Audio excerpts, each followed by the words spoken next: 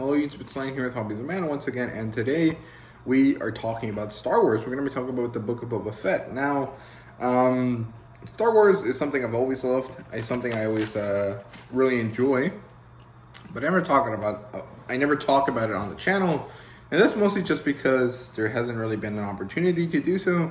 But now that the show has come out and all of it has been finished, and people are really talking about it, I thought it was a good idea to start, talking about Star Wars now. Especially because I want to do videos on the Kenobi show once it comes out, which should be sometime in May. And so I decided to talk some Star Wars. But I realized that I haven't really talked about Star Wars before, and most people probably don't think I'm a fan, or wouldn't have thought that I was a fan, although I guess I have referenced Star Wars quite a bit in all of my videos. But let's start with, my kind of feelings about Star Wars, and then we'll talk about the Book of Boba Fett. So if you guys aren't interested in this stuff, just feel free to skip ahead. Do be aware that there's going to be spoilers though, so there you go. But yeah, so Star Wars. I think, okay, so I was born in '99, so I was born right when Star Wars was coming back, right? And as a kid, I never went to watch any of the movies in the movie theater. I'm pretty sure my dad did, because he was a big fan of Star Wars. The first movie he ever watched in the theaters was Episode 5, Empire Strikes Back. And so we always had the Star Wars movies in my house, right? I would watch a lot of them. I actually loved Attack of the Clones. It was my favorite movie in Star Wars. And I think it was because I really liked the clones. I thought it was really cool that there was just this giant army of dudes and clones, and I love the fights between Anakin and Dooku. I thought that was really cool, and I really liked the arena scene when they were chilling with the animals in that gladiatorial arena. So I loved Attack of the Clones, and eventually, the animated Clone Wars movie came out, and I love that. I can't remember when I saw it. I think I bought a DVD of it because I saw it at Target once. And I liked it. I thought it was really fun. Ahsoka was a kind of weird character, but I wanted to know a lot about her. She was a little bit older than me at the time, so I thought she was interesting. And then, eventually the Clone Wars TV show came out, and I loved it. It was some of the, coolest stuff that I had ever seen. I distinctly remember, watching specific episodes of the Clone Wars so many times. And I remember, the first time, the episode where they, Cody and Rex go to that outpost on Rishi Station or whatever, and they go meet, the group of 5 soldiers that were there, and then the bad guys show up, and all the commando droids, and Fives and Echo and Heavy and all those characters, when Captain Rex puts his hand on, I think it was Fives, Peace, and he calls him a shiny, and he's like, "You're not a shiny anymore." That was my favorite episode. I distinctly remember the first time that came out. I also really loved the episode where, they were on the moon of Pantora, and they were chilling with those ice people. I thought that was really cool as well. I distinctly remember those 2 episodes, watching them with my dad, while we lived in my old house, right? And so Star Wars was always a thing that was in my life, right? And then comes Disney, right? And I loved all of the original Star Wars. I loved the Clone Wars. I loved both of the Clone Wars. And I really wasn't much of a reader of Star Wars. I mean, I liked the Republic Commandos, but I really didn't jive with anything else. Nothing else really interested me. I didn't really care about finding out more about Luke Skywalker after, the Return of the Jedi. So I never really read anything else, but I really liked the Republic Commandos books. I had all 5 of them. They were written by Karen Travis. And then eventually, Disney buys Star Wars, and everyone's super hyped because, oh my god, this is going to be awesome. And The Force Awakens comes out, and I liked it, and I thought it was cool. And then The Last Jedi comes out, and when I first watched it, I was like, yeah, this is awesome. And then I watched it again, and then I watched it another time. And every time I watched it, I was like, bro, this is not what Star Wars is. This is so weird. This is so odd. This makes no sense compared to the last thing, right? And I mean, it was beautiful. It looked really good, but Canto Bite was unnecessary. Finn was sidelined, even though he was the most interesting character. Rey was supposed to be some sort of important person, but then turned out she wasn't. Why was Kylo Ren so, moody? I mean, he's a dark side user, but mostly they're just kind of like really seethingly ragey. He was just kind of like a whiny brat. And, Snoke was killed. And then that throne room fight scene, which is so lame and so bad, and it was just so garbage, was, I don't know, it really tanked my enjoyment. And then the last movie came out, The Rise of Skywalker, and I hated it because it broke all of the lore, right? Immediately, as soon as Rey touches that snake and she heals it, I was like, you just broke lore. What was the reason for Anakin to turn to the dark side if anyone could just, force power heal people, right? That was the whole reason why Anakin wanted to do this. And yeah, I know she's a force dyad or whatever, but then what does that mean? That doesn't, I don't know, it didn't really make any sense. It wasn't really explained. It really wasn't foreshadowed at all beforehand. And why is she so special if, the Chosen One and the Chosen One family were still part of the story, right? Like, I don't know, I just didn't really like a lot of the stuff that they did. It felt so unorganized and so unclean. And yes, some of the earlier stories are kind of unorganized too, but they still have a general kind of like beginning, middle, and end, right? The trilogies have a beginning and middle and end. This one doesn't really feel like it has anything going for it. Every movie feels separate from the last. And so I didn't really like it. I liked the other two Star Wars things that they did. I actually really enjoyed Han Solo's movie. I thought it was fun.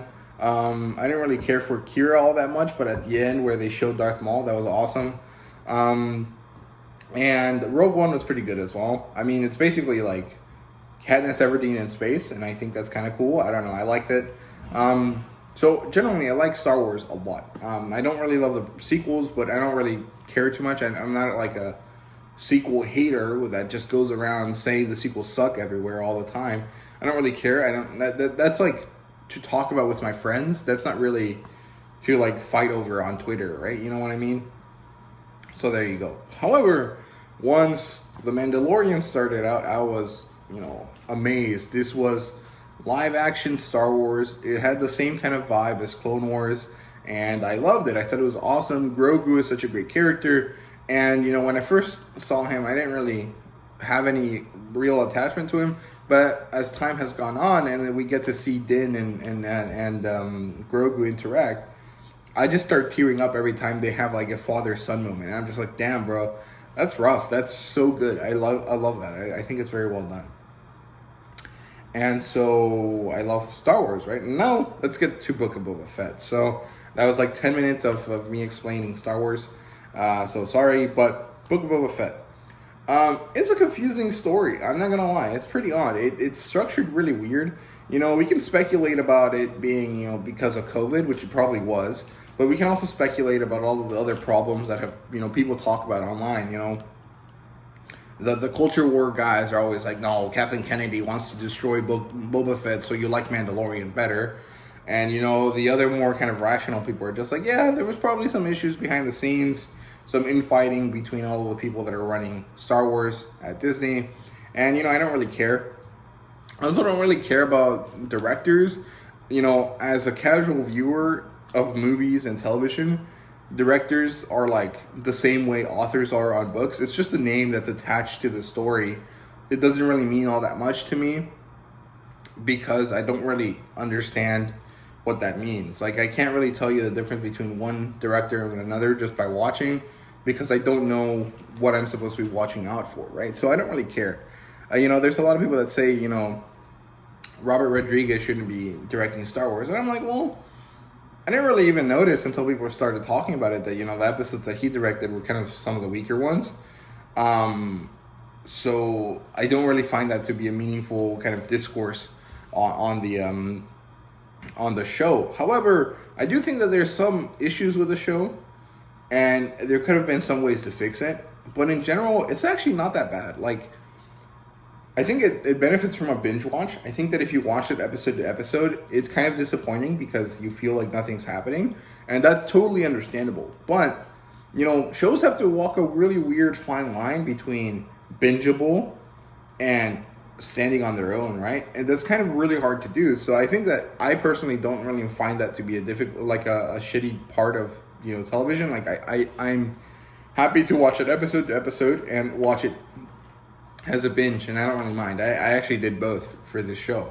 But the first 4 episodes of Book of Boba Fett really work well as a binge. If you watch them like a really long movie, I think it works really nicely. They don't really have that much inconsistencies going on. It's just that episode to episode, like week to week, it just feels like nothing's happening, right? Because I took notes on this. The first 2 episodes really feel like nothing has happened, right? Like, the first episode has, you know, this thing where he comes out of the Sarlacc, which is awesome. And then he goes into town, and he does all of this stuff where he, like, accepts the Gamorreans and shit.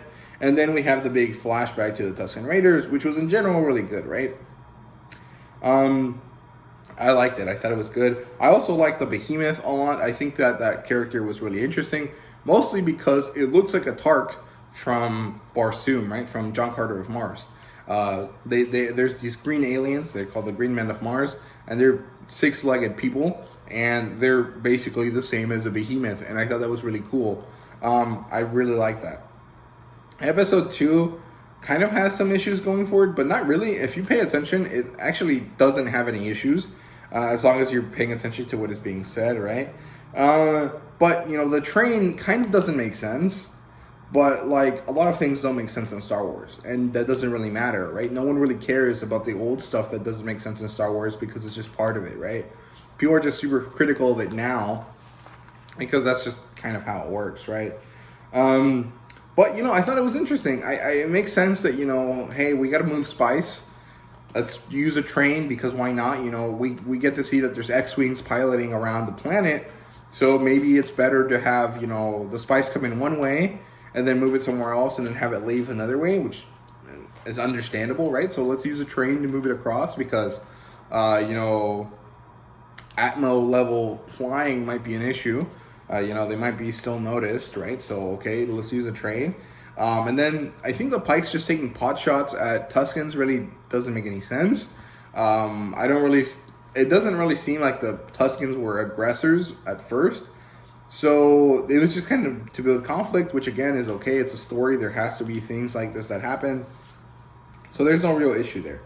You know, the mayor sets up Garza to be a bad guy. At least that's what I thought initially. But then, you know, you get the introduction of the twins. And so then Garza isn't really a bad guy. It's just that Garza is the owner of the place where everyone just kind of chills and shows up. And so she is the one that has all of the information flowing through her. And so that's why the mayor tells Boba to go there, right? And then, you know, the twins show up.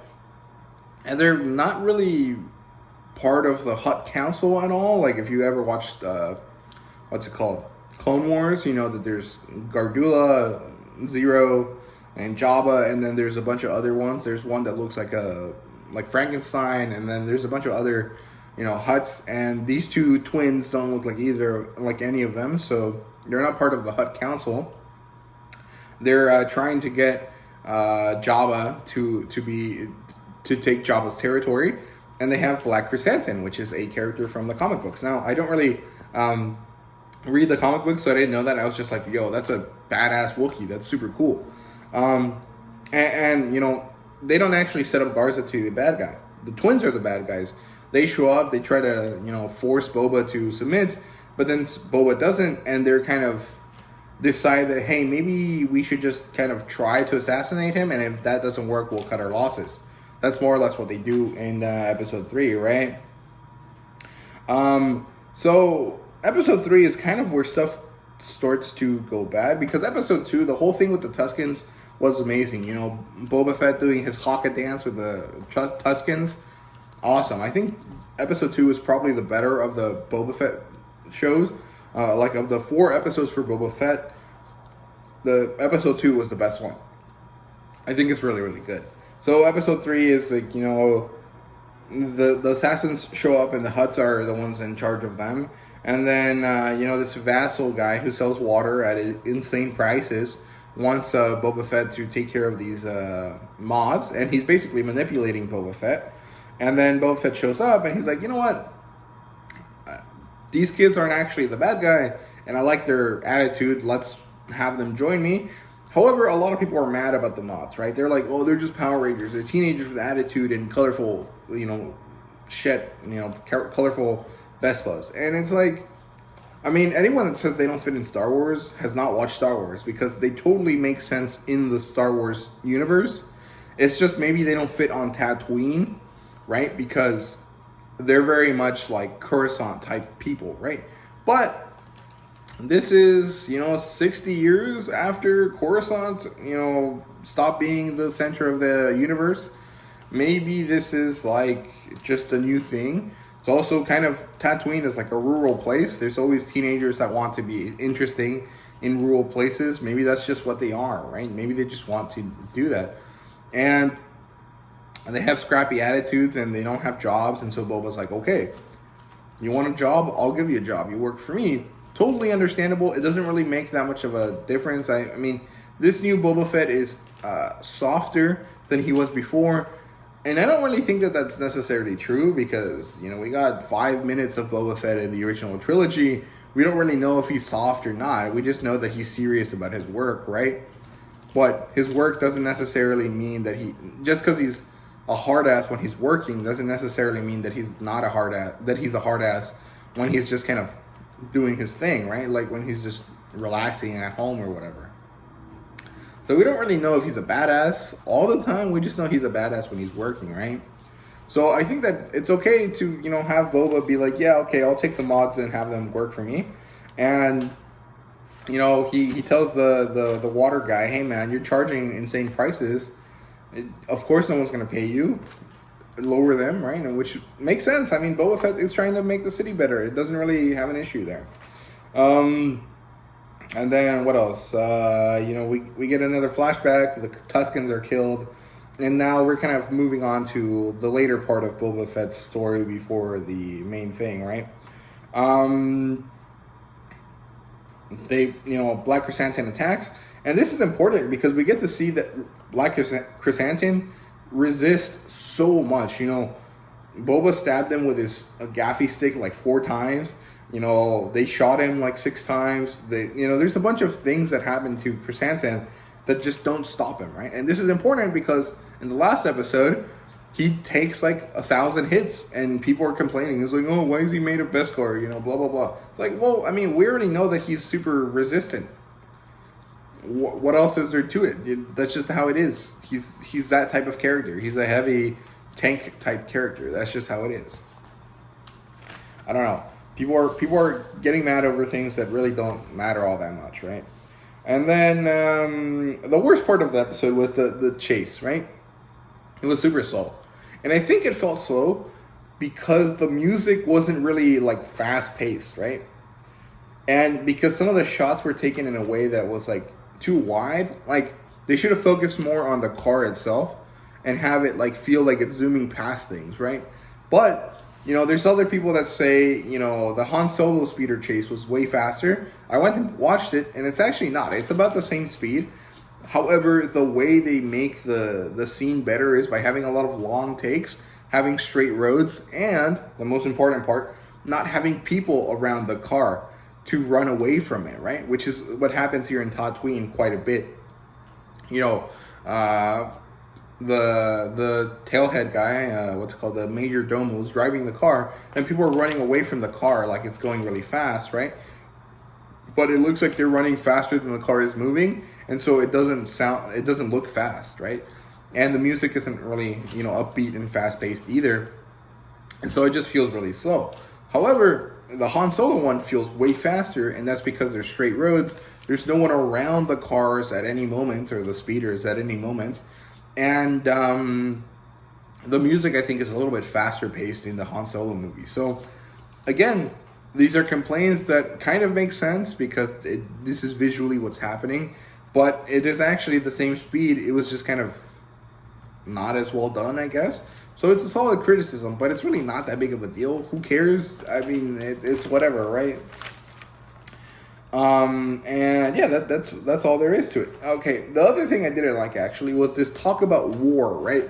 Because war signifies this large scale conflict, And the Book of Boba Fett doesn't really have a large-scale conflict. Like, it's just two small groups fighting each other in the middle of the streets. It's more like a skirmish than a battle. You know what I mean? Like, so I don't like that they talk about war and make it sound so huge and big, because it really isn't. It's just kind of a small fight between two groups of people that really don't have that many resources available to each other, right? So, I don't know. It's kind of a semantic thing, but it does kind of annoy me because they make it feel so huge and meaningful, and it's really just, hey man, you guys are just fighting over like a few buildings. It's not that big a deal, right? But yeah, anyway, back to episode 4, which I think is probably the one that has the most stuff happening, but it also isn't kind of like the best. It's just kind of more or less okay. And I think that the problems in this one are actually that, you know, Boba Fett kind of just acts like an idiot sometimes. And I don't know why that is. Like, maybe he got really messed up by the Sarlacc pit. He's not really in his right mind. Or, you know, he's got heat stroke or something. I don't know. But putting his ship into the Sarlacc pit was the stupidest thing he could have done. However, it was a cool scene where he finally killed the Sarlacc pit with a detonator thing, like one of those gravity bombs. So, I mean, it was dumb, but it was cool as well. So, I don't know. I think overall I liked it. But other than that, I don't know. I think the cool thing about going into the palace was fun. I actually liked the scene with the little robots. Like when he goes up to the little robot, the LEP droid, he's like, I am Boba Fett. I thought that was funny. I don't know. And it turned off. That was cute. I don't know. I think it's okay. You know, Star Wars has always had dumb things in it that are meant to be funny, and it's just how it is, right? He establishes a rationale about why he wants to have a house, right? Why he wants to develop, you know, a family, which I think was really good, because I think people miss this a bit. He wants a family because he's tired of working for other people. He wants to establish his own base of operations, and he wants to help others like him and protect people like him, right? However, this doesn't really directly correlate to why he wants to be the daimyo. It just correlates to why he wants to develop a family unit, right? It's you can extrapolate why he wants to protect the city based on why he wants to create a house, but it's kind of like a leap, and I think that they could have done a better job explaining that. So I think that's one of the major issues in this episode, and mostly of this first 4 episode section, because they establish the history of Boba Fett post Sarlacc pit pretty well. But, you know, between him meeting Fennec Shand and him wanting to be the daimyo, and then him wanting to be the ruler of Mos Espa, there's a bit of a disconnect there. And I think they could have done a little bit better job connecting those dots. They can always go back and, you know, make another section where they just make more flashbacks to better explain that. That's really okay. They can also, you know, just because they haven't done it before doesn't mean they can't just add more episodes in the middle of the story, or just recut them and re-edit them and just re-upload them and be like, hey, here's Book of Boba Fett Revised 2.0. Here you go. You know, it's not that weird. They could easily do it. But, you know, I don't know. Overall, it's kind of interesting that you know, this stuff happens. And, you know, then we get to see Black Chrysanthemum murder some Trandoshans, which I think is good. It makes sense. It explains that, you know, Wookiees and Trandoshans hate each other. However, it's stupid because, you know, in episode 7, they put Black Chrysanthemum in the Trandoshan territory, which is like the dumbest thing ever, because Trandoshans and Wookiees have this like racial feud between them. So why would you put the only Wookiee that you have by himself in the place where all of the lizard people are? It was kind of dumb, right? And Boba kind of recruits him, and I love Black Chrysanthemum so much. He's such a cool character, but also I think his face is just so expressive. Like, you know, Chewbacca always expresses himself by roaring and kind of moving his arms, but Black Chrysanthemum really just growls most of the time, right? But his face, like his eyes and mouth, the way it moves is so interesting. Like, you know, he moves his eyebrows a lot, and he kind of like looks at you like, are you dumb the whole time? And I don't know. I think Black Chrysanthemum is so cool. I like the way they decided to express him as a character. mostly with his eyes. So I really like that. I think they did a great job with Black Chrysanthemum. They just kind of wrote him kind of weird a little bit. So yeah. And then, they have that, mob boss dinner time, which was kind of dumb because it didn't really end up being meaningful. However, it just sets up, hey, these are all bad guys. So good on them, I guess. The last thing that Phoenix Chan says here is money can buy muscle, right? What does that refer to? There's no muscle that they end up buying, right? Freetown doesn't want money. They want the spice trade gone. Din does it for free, and they don't hire anyone else. So what does this mean? What do they say this for? What does this, connect to, right? So I don't know. Overall, episode 4 was mostly okay, but there's some issues with the story. I think Jon Favreau wrote this by himself without Dave Filoni's help. So, maybe some of this is Jon Favreau just having issues and no one wanting to tell him anything is wrong. Or it might just be that, no one really thought that it was bad. And maybe just like some of the directors just did it wrong. I don't know. Overall, there really aren't that many issues here. I think there are about as many issues as there are in any of the original 6 movies, right? It's not that big of a deal. In general, this is mostly well done. However, this is the problem here. Episode 5 and episode 6 blow everything else out of the water because they're just so much better. So episode 5, is Bryce Dallas Howard's episode. And I don't really put too much stock in the directors, like I said. But just having the Mandalorian show up and just have a whole episode of him was awesome. It also feels very Clone Wars. And I'm perfectly happy with that. However, when you have this set up in in order to market it as a single series, and then you have 4 episodes of one character, and then you have a 5th episode of another character that's way better than the first 4 episodes, it really messes you up. And I think that this is why so many people are complaining about this show, right? Because Mando just shows up, does everything so well that, it kind of puts the rest of the series in perspective and makes it worse. However, it's really not that bad. Yes, the Mando episode is awesome, but the first 4 episodes were pretty cool as well. There really isn't that much there in terms of differences. It's mostly the same, right? The quality doesn't really dip at all. It doesn't really go below a certain level. It's just the quality of the Mando is just slightly better than everything else. However, the Mando stuff is awesome. My favorite episode by far. I've watched it 8 times.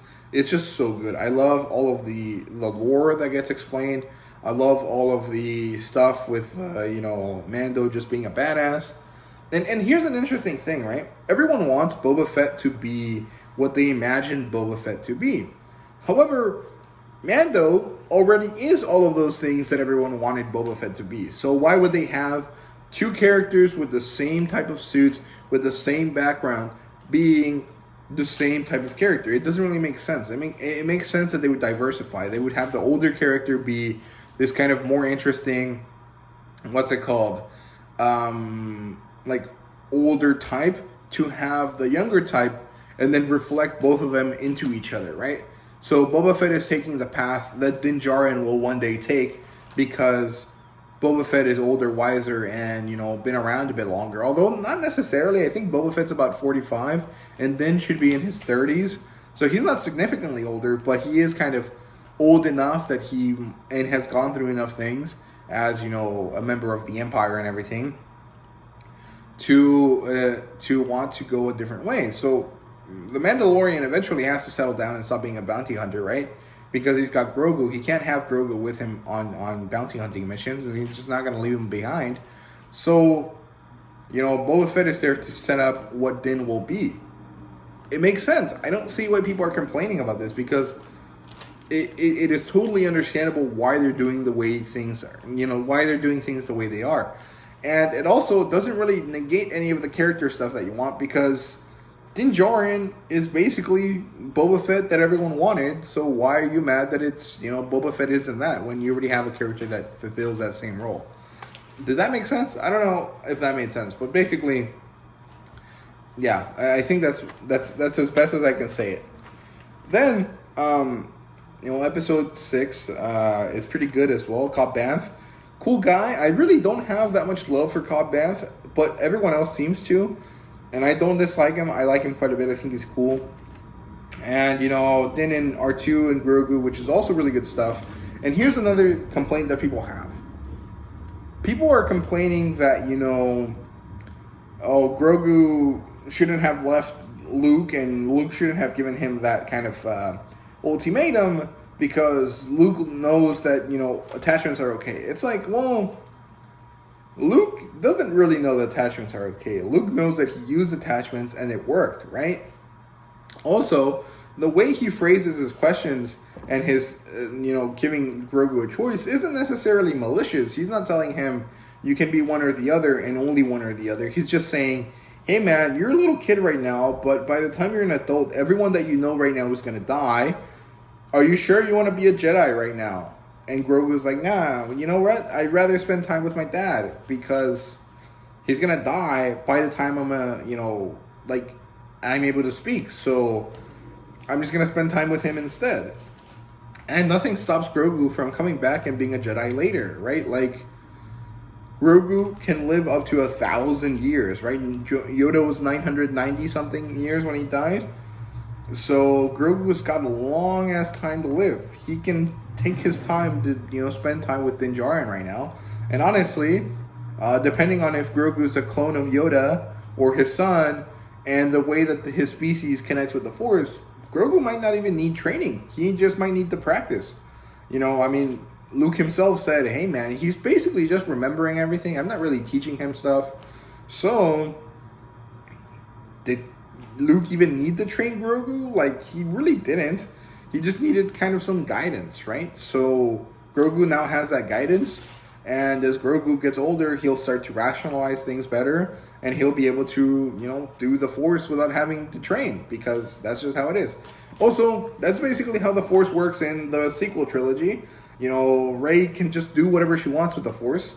So why can't Grogu do the same thing, right? And now, I don't like that. I really think that training is meaningful. However, if you can explain it away as like, Yoda's, son has inherited Yoda's Force abilities, or Yoda's clone has genetic memory introduced into him to have all of this power. Or, he was 50 years old. He had a long time to learn things. And he just forgot them, but if he can remember them, he's going to have the training necessary to be a Jedi. There's a lot of ways that can make it work without having Luke to be there. And I think it makes sense to put Luke away because it's expensive to do all of the face stuff. And even though it's cool, it doesn't really work if you're going to have him in every scene, right? So it's not going to be as fun and as interesting if you have him very often. So it makes sense that they would have to split Luke and Grogu, and Luke's decision to have a choice makes sense as well because, Grogu is a baby that grows at a rate super slow compared to everyone else. So yeah, honestly, they could really tie in the sequels to the, stuff happening in Mandalorian by having, teenage Grogu learn how to use the Force from Rey or from whatever, and then establish his own Jedi Order, post-sequel trilogy, post-Star Wars, Skywalker saga. So, I don't know. I don't really find an issue with Luke asking Grogu to pick because it wasn't a malicious, like, you gotta forgive attachments. It was more like, hey man, are you sure you want to do this right now? And Grogu didn't, so there you go. That's what it is. And then we get to, see Ahsoka and Din talking, which I thought was really good as well. And then we're back to Boba Fett finally. And, Fennec Shand is debriefing everyone, and she's telling them, hey, this is what's going to happen. Mando's like, hey, I can go get some people to show up. And then as soon as Mando leaves, Cobb Vanth, Bane shows up, which is awesome. Cad Bane is such a badass, such a cool character. I love that he was introduced. And I love how he looks because, hey, he's a Duros. Duros only live about 60 years. He's about 70 years old, so he's an old-ass man. It makes sense that he would be kind of faded. Also, really saturated blue, which just looked really odd, in my opinion. And it also makes sense that, he's still a badass because, he's got all these cybernetic enhancements, right? If he put, like, a face mask built into his face to not get force choked, what's to stop him from getting a cybernetic skeleton or from, switching out some of his parts in order to be still as agile as he was as a human? There really isn't anything stopping him from doing that. So, It makes sense that he's still badass and ticking, even though he's like, 10 years older than he should be.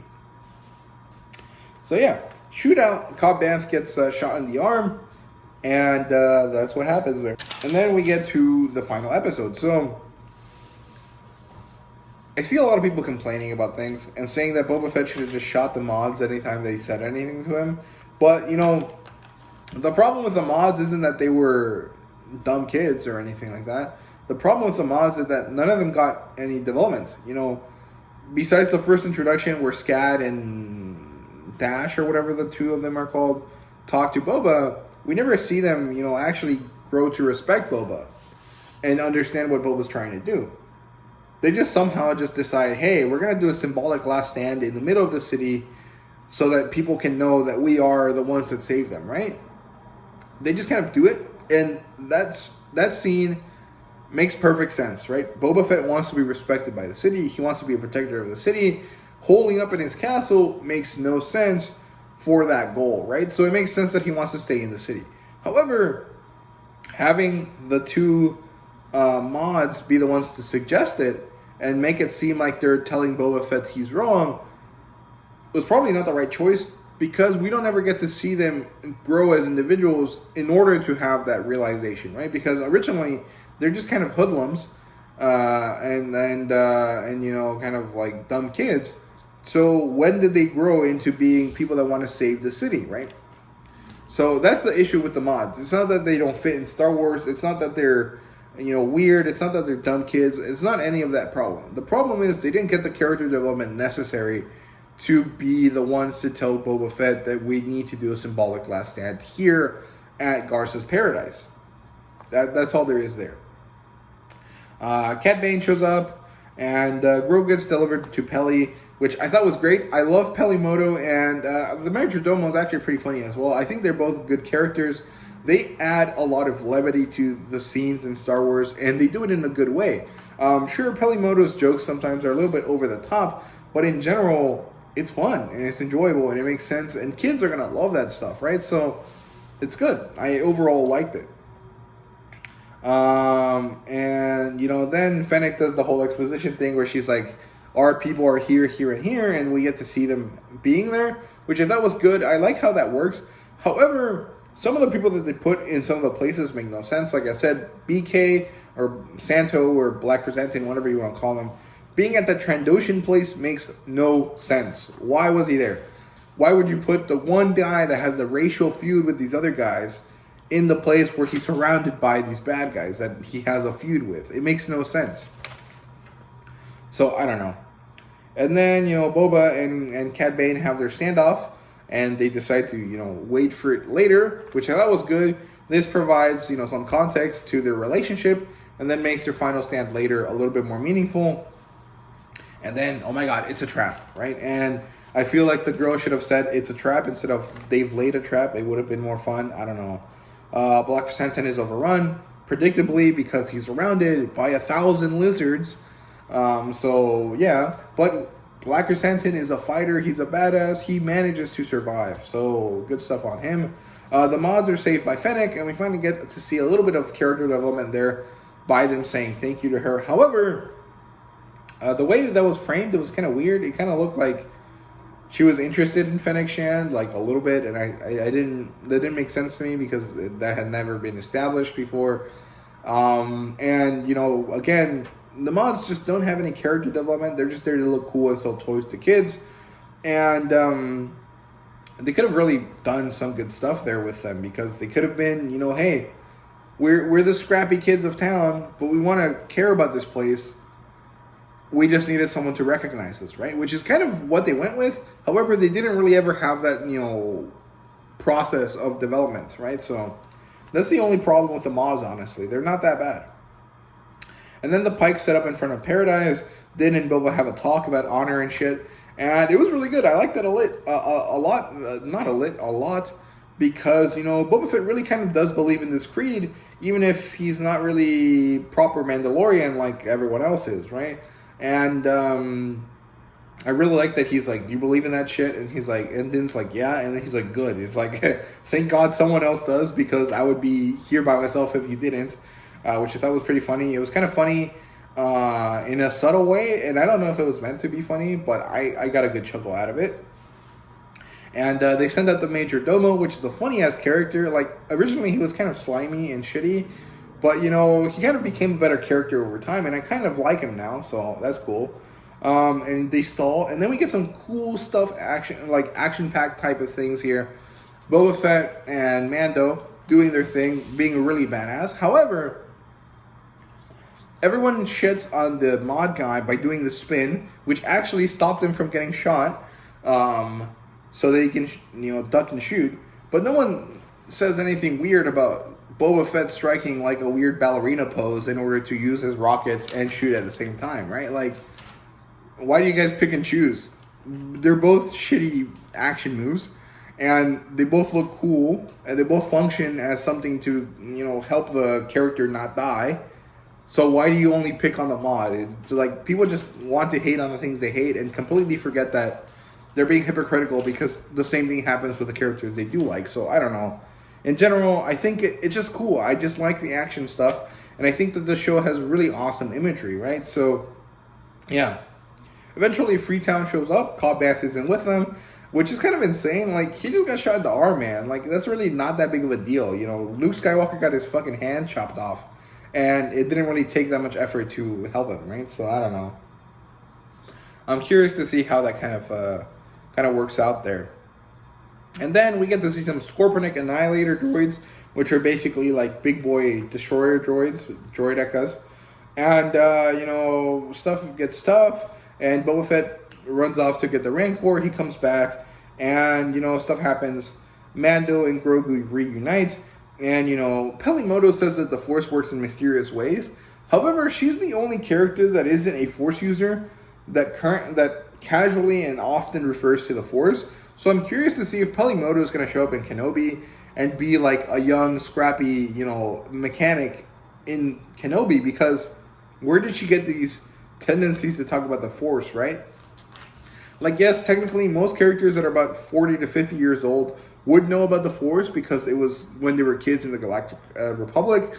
However, most people don't really talk about the Force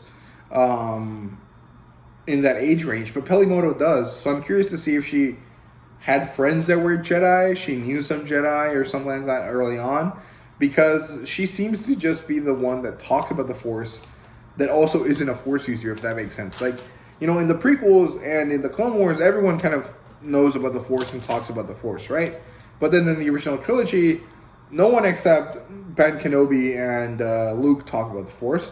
And the few times that Han Solo talked about it, he's just like, nah, that crap is weird. I don't deal with it. And, it doesn't work for me. And then in the sequels, no one knows about the Force except Han Solo and Rey, right? So I'm curious to see if Pelimoto has connections to Jedi that we just don't know about. And it would be kind of interesting to see if they tie her into other characters. So, yeah, overall, I'm pretty happy with how this works. I love how Grogu and Mando get together. And I love how Grogu saves Mando with the Force. Although, honestly, I thought he was going to crush the Scorpionik droid, because he did have his hand out, right? And the Scorpionik droid felt like he was, like, getting pushed in. But then he just pops out one of its knuckles. And, I don't know, I think Grogu being a little bit more dark side oriented would be a little bit more interesting. Just him, like, crushing everything. Because, Grogu did commit some genocide when he ate all of the frog ladies' eggs, right? So I wouldn't really put it past him to just be like slightly not evil, but like kind of Anakin-esque, in where he just like, yeah, I'm just gonna force crush everything because that's better than letting it kind of live, right? And then they beat the droids, which is awesome. Boba on his Rancor was some of the coolest stuff I've ever seen. It was so awesome. And I love that, when it goes on a rampage, Mando tries to stop it, because that's like foreshadowing, right? The whole thing about the Mythosaur and Mandalorian, stuff like that. That was really cool. I liked that quite a bit. He failed, but overall it worked. And Grogu just letting the Rancor fall asleep was really good. And he cuddled next to it. That was so cute. I loved it. But then Cad and Boba have their standoff. And it was good. I mean, I think that if you're a fan of Star Wars and have watched the Clone Wars, this is a satisfying ending. But if you're only watching the show, this is kind of unsatisfying. Like, it just doesn't make sense. Like, he beat him really easily. However, I do like some things that they did for details, right? Boba Fett is supposed to be 40 years old in this time period. However, because of the actors being different ages, they might have aged him up a little bit, or explained it away in some way. Because Bo-Katan is supposed to be about the same age as well, and she looks way younger than him, so it doesn't really matter. But Cad Bane says that he's old now, which doesn't make sense for humans, but it makes sense for Duros, because Duros only live to be about 60, and Cad Bane is a 70-year-old. So someone that's 40 years old, in terms of like a lifespan of 60 years, kind of would be an old person. So that's kind of cool. It'd be like a 60-year-old in human terms, right? And then Boba talks about not being a boy anymore, which I thought was really good. And then I like that Boba Fett beats Cad Bane with the gaffy stick, the thing that represents family and community and tribe and all of the stuff that Boba Fett wants to be now. So I like that. However, I don't think Cad Bane is dead, because, Toto 360 or whatever, Seth Roger robot is still around, and his blinking light thing had like a weird death rattle to it. So I don't think he's dead, but I think it's going to be interesting to see if he ever shows up again. And then Fennec Shand kills the leaders, and Boba Fett finally gets the respect he got. So overall, yes, there's some issues with the show, but they're really not that bad. I mean, most of them don't really have any real issues, and in 5 years' time, they're just gonna be like, they talked about it in this comic book, or they fixed it in this other show, or whatever. It's not gonna be that big of a deal. I mean, everyone forgives the prequels and the original trilogy, and in 10 years from now, everyone will forgive the sequels. It's really not that big of a deal. Everything kind of fits into the mythos of Star Wars really well. And it's going to continue to be like that for a long time. It's going to be fine. It's just everyone gets angry when things first happen, because they expected them to be a slightly different way. So there's a few things that really aren't exactly explained. Like, why did Boba Fett want to protect Mos Espa? It's never explicitly stated, right?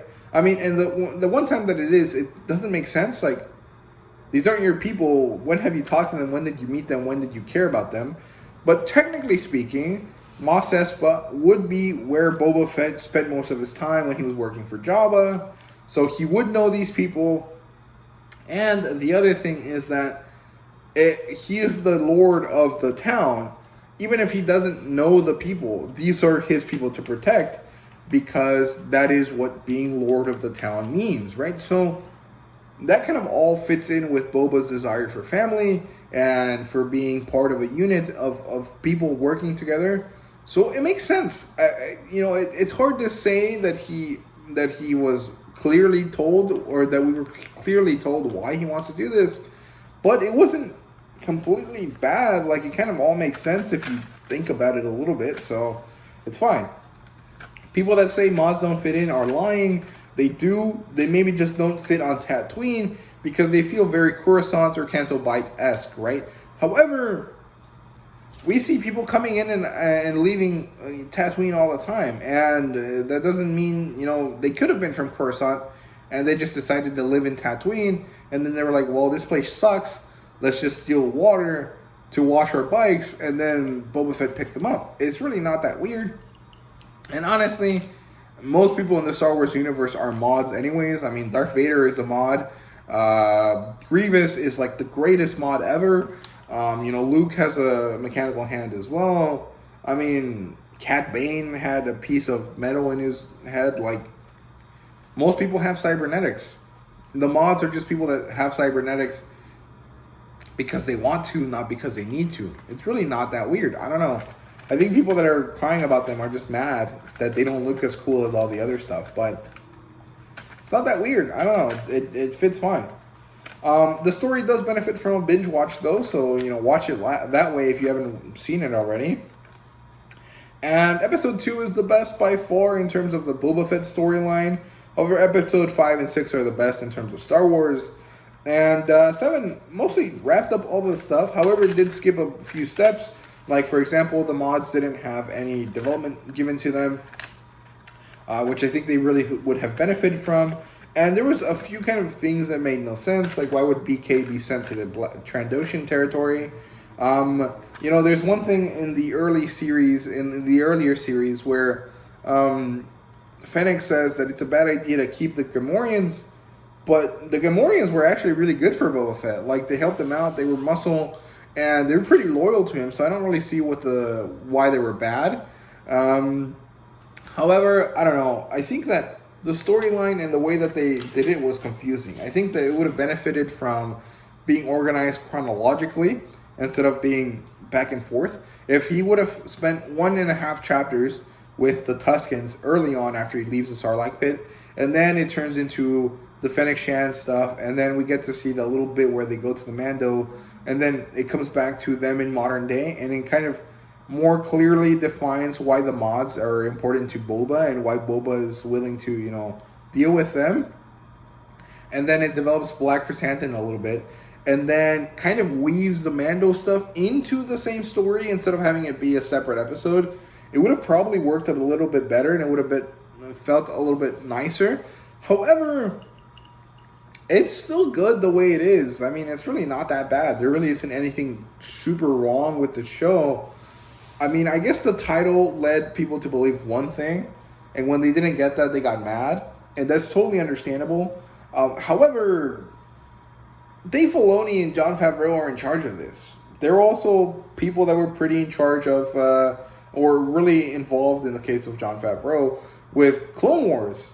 And that's what these shows are. They're just marketing them as individual shows because it's easier to do that, and probably is more beneficial in terms of like how they manage their money, to do it as seasons of specific characters instead of like one large anthology series like the Clone Wars.